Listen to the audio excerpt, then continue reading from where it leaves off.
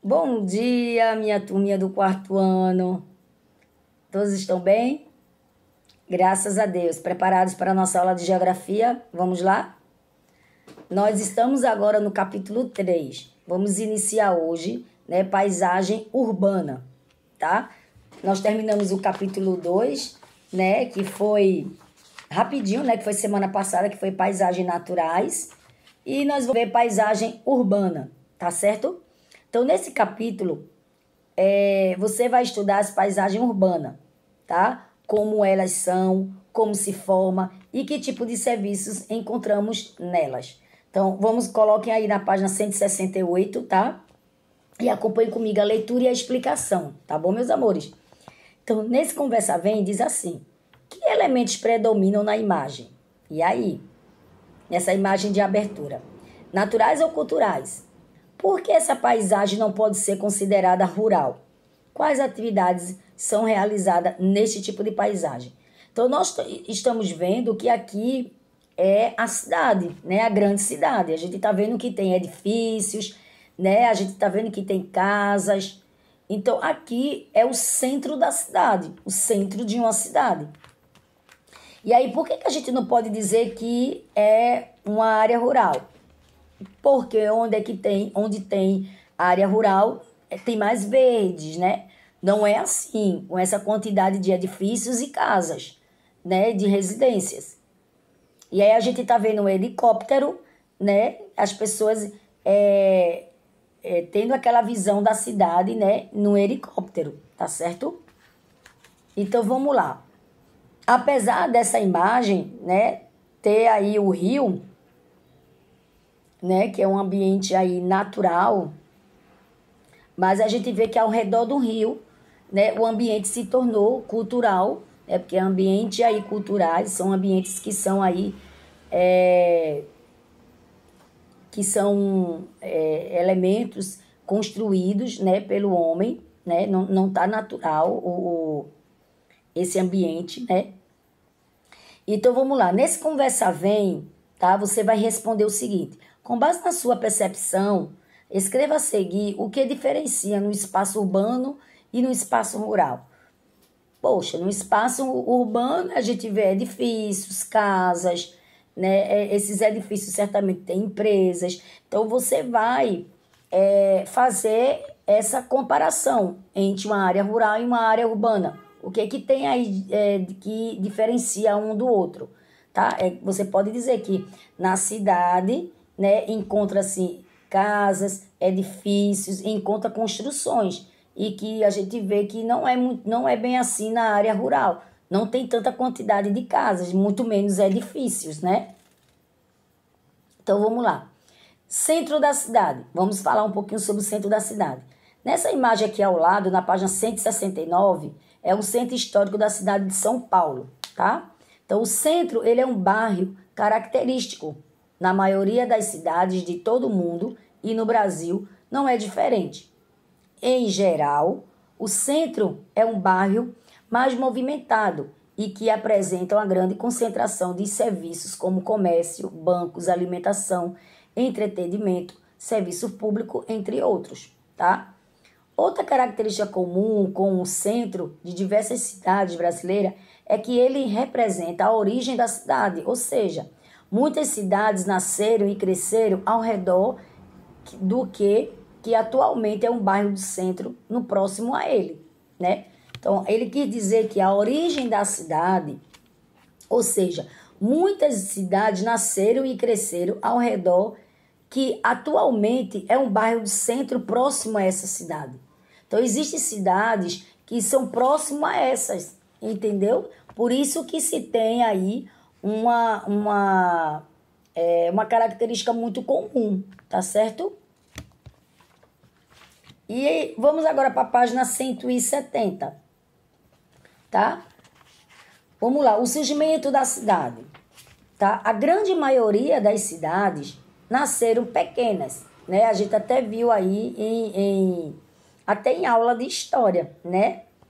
E aula também de geografia. Então, por meio de núcleos centrais e cresceram ocupando seus arredores. Então, algumas cidades pequenas, né, que o núcleo tá? É central, aqui é no centro, e que acabou crescendo, ocupando aí ao redores, né?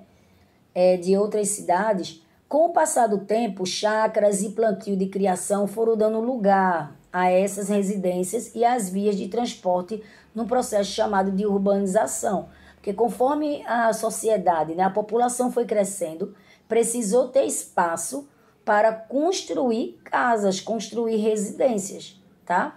Então, as chácaras, tem chácaras que eram muito grandes, que dava para fazer ali umas 3 casas, tá? E criação também, aquela parte que se cria animal, você sabe que é muito amplo. Então, aí foram dando lugar às residências e às vias, né? Lugares para que passassem aí automóveis, né? Passasse transporte. Então, vamos saber mais. Em alguns casos, as características naturais, como a serra, que é a serra que fica no Paraná, né? Que está essa imagem aqui ao lado, pode dificultar o crescimento da cidade em um determinado sentido. Que sentido? Porque isso geralmente, esses lugares são protegidos por leis que impedem a derrubada da vegetação. Olha aí. Então, essa Serra do Mar, ela não foi mexida, porque ela poderia ser mexida para construir novas casas, para construir cidades, para construir edifícios, tá? Mas aqui, ó, diz que algumas características naturais, que no caso naturais quer dizer que não tem nada construído, tá certo? Então essa Serra do Mar, ela está protegida por lei e impede aí da alguém mexer nela. Então, segundo a nossa Constituição Federal, no artigo 222, 225, todos têm direito ao meio ambiente ecologicamente equilibrado, bem de uso comum e povo e essencial à sadia qualidade de vida, impondo ao poder público e à coletividade o dever de defendê-lo e preservá-lo para as presentes e futuras gerações. E no artigo 4 diz assim: a floresta amazônica brasileira, a Mata Atlântica e a Serra do Mar, que é essa que nós estamos vendo, o Pantanal, Mato Grossense e a zona costeira são patrimônio nacional e sua utilização fácil na forma da lei, dentro de condições que assegurem a preservação do meio ambiente, inclusive quanto ao uso de recursos naturais. Então, não pode nem estar explorando esse lugar para poder tirar os recursos naturais que nele se encontram. Então, todos esses lugares que foram aqui citados, né, Floresta Amazônica, Mata Atlântica, Serra do Mar, o Pantanal, Zona Costeira, eles estão protegidos, tá certo? Não se pode tocar. Então, ainda podemos dizer que é um ambiente natural, tá? Então, de olho no local. Vamos responder isso aqui. Na verdade, isso aqui eu vou deixar para vocês fazerem em casa, tá certo? Aí, isso aqui eu vou colocar, não vai ter hoje atividade na sala do Classroom, não. Essa atividade aqui, ela vai valer 1 ponto, né? Quem fizer e mostrar para mim. Então, isso aqui é uma atividade de casa, valendo nota, valendo 1 pontinho. Então, o que você vai fazer? Para conhecer melhor o centro da cidade onde você vive, você vai procurar a ajuda de um adulto, um responsável, por um adulto, tá? Que frequente esse espaço e aplique o questionário a seguir. Você pode fazer essa pesquisa até com sua mãe, com seu pai, com sua avó, ou com algum vizinho, com alguma tia, tá bom? Então, você vai dizer o nome do entrevistado, a ocupação, tá? Quantas vezes por semana você costuma ir ao centro da cidade? Qual é o motivo que que faz você frequentar o centro da cidade? Então, você vai fazer tudo isso aqui. Ocupação é o que ele faz, tá? Ele trabalha de quê? E aí você vai fazer essa pesquisa e envia para mim, tá bom? Na próxima aula eu pergunto a vocês quem foi que você entrevistou, tá bom? Vamos continuar na página 172. Lembre-se que a página 171 é atividade de casa, tá bom? Vou até colocar aqui. Casa valendo ponto, ok? Que vai ser 1 ponto, tá bom? Aí hoje é 10/12/2020, ok? Coloco aqui para eu poder saber, tá? bairros tradicionais.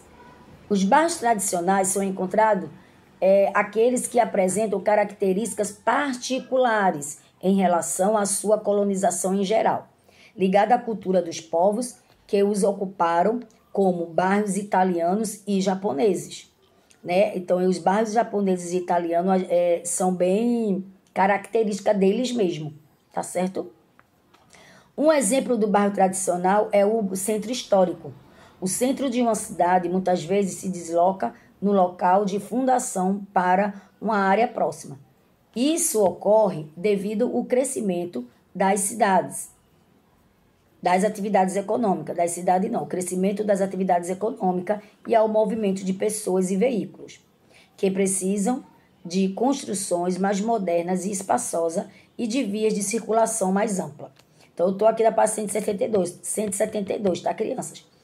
Então, nesses bairros tradicionais, né, eles são muito peculiares, né? Tem uma característica bem parecida com a cidade daquele país, né? Daquele povo, né? Daquela população, tá certo? Então, vamos lá. Dessa forma, tá? O centro ele pode ser convertido em um centro histórico, que, no caso, acontece isso em Olinda, né? No centro de Olinda. E no centro histórico, né? Onde prevalece as paisagens, elementos humanos construídos no passado, como os casarões. É isso aí, eu dou exemplo até da cidade de Olinda. Para proteger as marcas deixadas pelos antigos povos que ajudaram a construir a cidade, existe um processo de tombamento. Lembra que tombamento são estrutura, né, histórica, são patrimônios históricos que não pode ser mexido e só com autorização, vocês lembram? Então, tem um objetivo de preservar aquelas áreas. Então, ó, o centro histórico da cidade de Recife, olha só, em Recife, aqui, capital do estado de Pernambuco, observe os casarões antigos e a rua estreita, paveamento com pedras. Se você for para o centro da cidade, você vai localizar esse casarões aqui, tá? E também tem aqui ó, em Manaus, olha só, inauguração, ó, Teatro Amazonas, em Manaus, inaugurado em 1896, e é um exemplo de prédio tombado por ser considerado um patrimônio histórico da cidade. Então, tá, entre o Brasil inteiro, né, e tem vários patrimônios históricos tombados, né, espalhados por todo o estado, que não pode ser tocado, né, é preservado e é protegido, tá? Floresta urbana. As florestas urbanas se caracterizam como floresta ou fragmentos de florestas que estão localizados dentro ou próximo de áreas urbanas.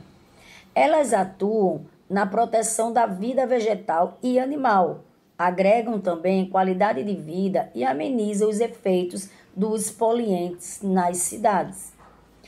Quanto maior for a área verde em uma cidade, melhor será a qualidade do ar e mais ameno será o clima local, na função de sombra produzida pelas árvores, da umidade retida pelo vegetal e da maior área permeável disponível.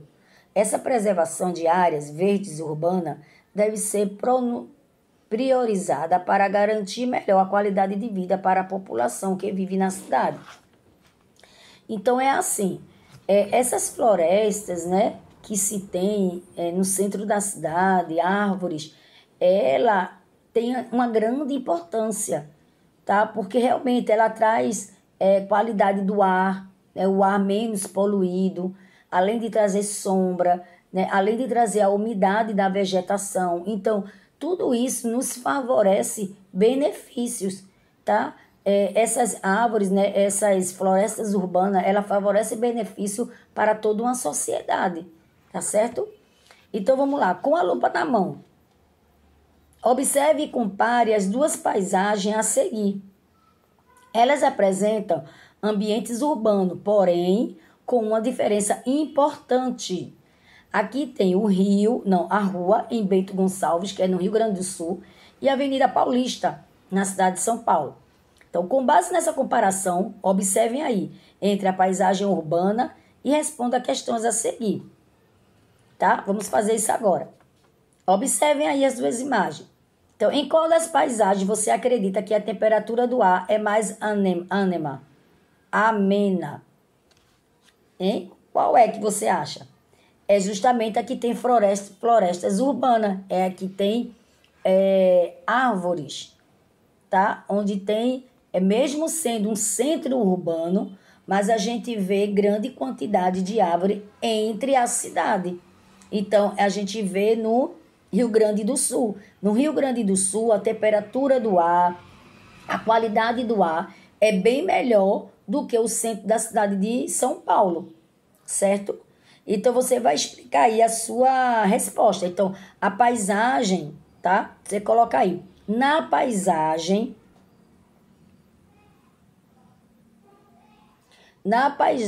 arborizada, tá? Com Z. Arborizada, vírgula. Coloque aí. Na paisagem arborizada, vírgula. A vegetação ajuda a manter na paisagem arborizada a vegetação, tá? Ajuda a manter a temperatura amena, refrescando o ar. Aí você diz que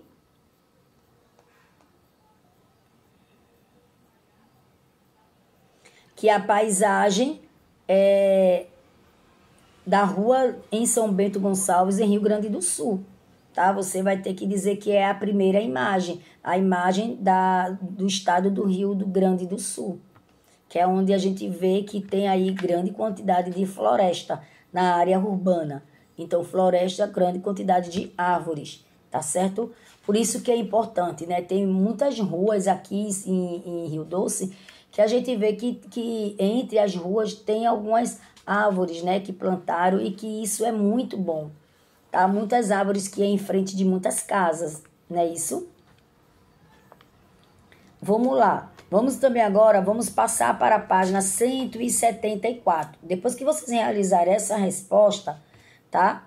Que eu vou repetir novamente. Então, você vai dizer assim, na paisagem arborizada, vírgula, a vegetação ajuda a manter a temperatura amena, refrescando o ar. Aí você vai dizer que a paisagem